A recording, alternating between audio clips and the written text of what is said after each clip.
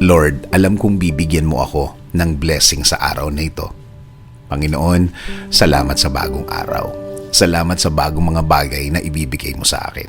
Salamat sa mga bagong oportunidad na ilalagay mo sa aking araw ngayon. I know this day will be better than yesterday. I declare blessings today. I declare provision. I declare healing today para sa akin at sa aking mahal sa buhay. Alam ko na kapag kayo ang kasama namin, Lord, things will be okay. Alam namin na magiging tama at tahimik ang lahat. Alam din namin na kasama namin ang proteksyon sa araw na ito. Proteksyon sa mga bagay na gagawa ng problema sa aming buhay. Sa mga taong walang alam gawin, kundi mang-istorbo ng kapwa nila at gumawa ng mga kwentong imbento nila. Panginoon, turuan niyo akong maging kalmado sa harap ng mga taong ito. Give me the blessing of self-control. Panatilihin yung tahimik at relax ng aking puso at isip sa harap ng mga problemang ginawa ng mga taong ito. Alam kong nakikita at naririnig nyo ang lahat ng trabaho ng mga taong ito. Alam kong binabantayan nyo ang lahat ng mga gawa nila. At alam kong igaganti nyo ako sa mga taong ito.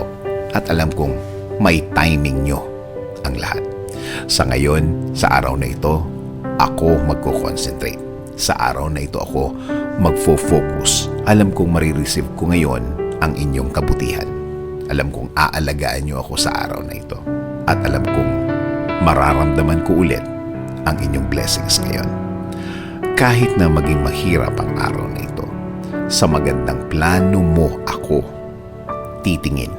Sa magandang pangyayari na mangyayari ngayon, ako mag-aantay at alam kong matutuloy ang lahat. Alam ko, Lord, na kahit na ano ang sitwasyon, kahit na ano ang mangyari, matutuloy ang plano mo sa akin. Kahit na sino pa ang humarang, kahit sino pa ang kumontra, wala silang magagawa, wala silang pagkontrang maipaplano. Kaya Lord, please continue leading my life. Ikaw na po ang magbigay ng direksyon sa aking buhay. Patuloy kong i-offer ang lahat ng parts ng aking buhay. Itinataas ko ang lahat ng aking plano, Lord.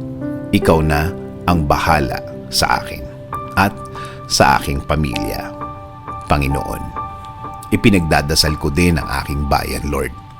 Ikaw na din ang mag-alaga at magbigay ng guidance para sa aming bansa.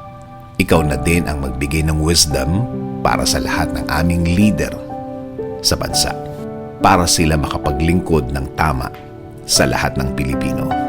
In Jesus' name we pray. Amen.